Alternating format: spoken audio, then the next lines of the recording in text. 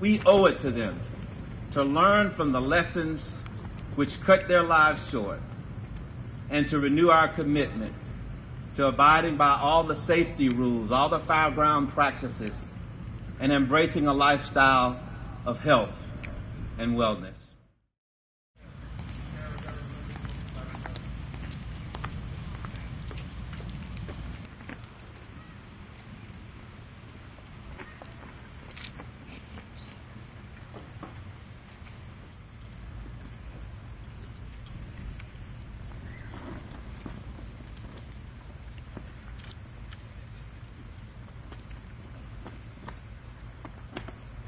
Matthew P. Hubley, Kankakee Township Fire Department.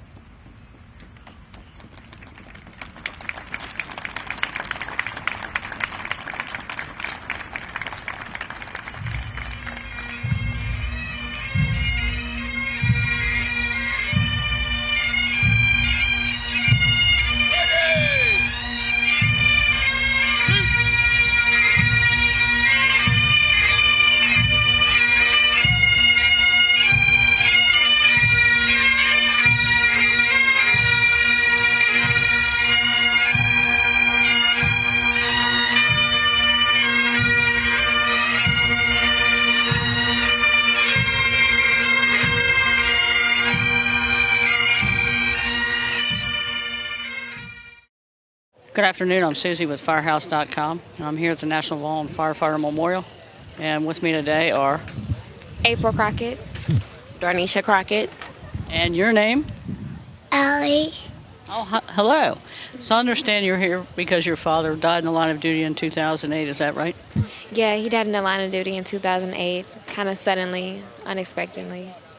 And can you tell me what the weekends meant? Did you understand how big a ceremony it was going to be? I didn't expect the ceremony to be so big, but I mean, when we got here, they were very welcoming and just made us feel at home and comfortable in a time of grief, and it was really good. So. And, were you impressed by, how everybody's been, involved in your situation and tried to, give you comfort and support? Yeah, I was very impressed. After losing a father, it's very nice to know that you have the firefighters' support and the whole... the whole organization is just basically there and has our back, so it's just really great to have them there for us. What department was your father with? He was with Local 42. Okay, and in where? Pumper 30. It was in Kansas City, Missouri, off of Prospect. Okay, and you said earlier he was dousing hot spots when he had a heart attack or something? Yeah, my dad was putting out hot spots. He was a really healthy man, and one day just putting out hot spots in a fire or after a fire, and basically he just kind of collapsed and died on the scene. Well, I'm sorry. So I guess right afterward you were contacted by the Fallen Firefighters Foundation and different organizations? Yeah, a little afterwards they contacted us to give us our support and just to let them know that they were here for us, and it was wonderful to have that support because it felt like we were alone after losing my father. Did you get a chance to attend any of the counseling sessions and talk with people who shared the same experiences? Yeah, I have spoke with a lot of different people, especially meeting other people in Missouri. I didn't know that so many people had lost, a family member in the line of duty in Missouri, so it was nice to connect with people and just to kind of learn that I'm not going through it alone, or my family isn't either. Okay, thank you very much, and again, sorry for your loss. Thank you, I appreciate it. Thank you. Hi, I'm Susie with Firehouse.com, and I'm here today with Hal Bruno. Good afternoon, Hal. Susie, good to be here. So what did you think of the ceremony today? I thought it was a very beautiful and a very meaningful ceremony. We had 122 names to honor this time, which is sad, but it moved along, and they eliminated certain parts that, were a little extraneous, and I think everybody would agree that this was the right ceremony at the right time. I understand quite a few of the people had some nice comments. I guess you heard some nice comments from families? Yeah, and that's the ultimate test, is how do the families feel? What we think is really not very relevant, because all of this, the entire weekend, is aimed at helping these families to start to rebuild their lives. And if most of them can come away from Emmitsburg and have had this experience, and it does help them to start to recover, then it's good. Then we know we're doing something right. With the economic times as tough as they are, it was pretty amazing to see how many people show up, huh? It is. For the families, of course, we pay all their expenses in traveling here from all over the country. But to see a turnout like that, given the nature of the economy and all the troubles that we have, that's pretty encouraging. Yeah, I think a lot of the firefighters that I talked to in the Honor Guard thought regardless of how much it cost, they wanted to come and pay respects. Yeah, that Honor Guard was truly impressive. I think it was about the longest one I ever seen. It just kept coming. And it was very impressive. I always say it's too bad that this slice of America is not known to more people. This is something, only in America could you have something like this.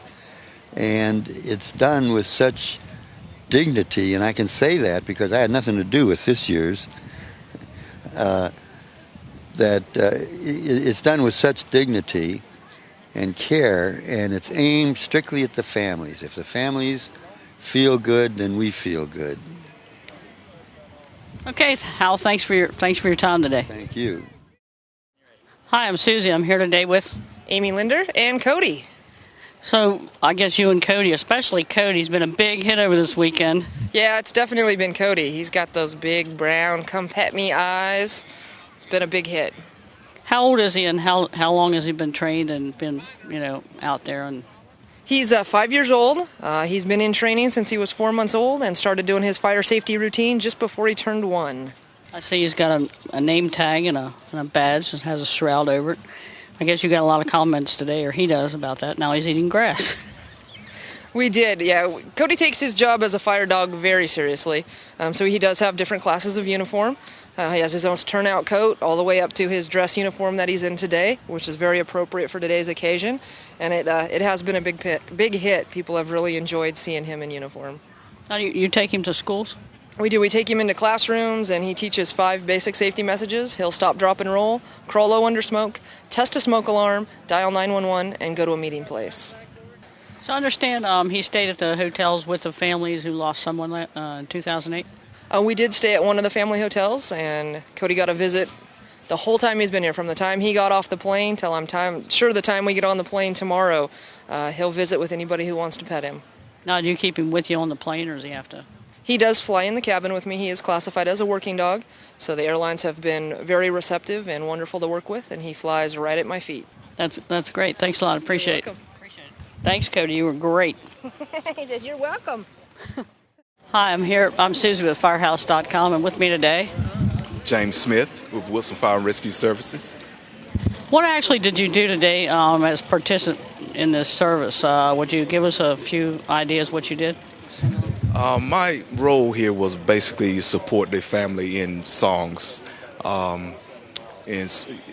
Most people relate to songs for healing, and some of the members from all over the United States have been asked by the foundation to come and sing songs to inspire the people, and that was part of my role here. And you've been singing for quite a while? About 10 years. Is that right? And you enjoy coming to and singing for this type of audience? Yes, it's an honor and a privilege to be able to be asked by the foundation and the families to be able to give back, not only in the fire service but the community as well. So it's always an honor and a privilege. All right, thanks a lot. I appreciate it. Thank you very much. Really enjoyed what you did today. Thank you. I appreciate it. Thank you.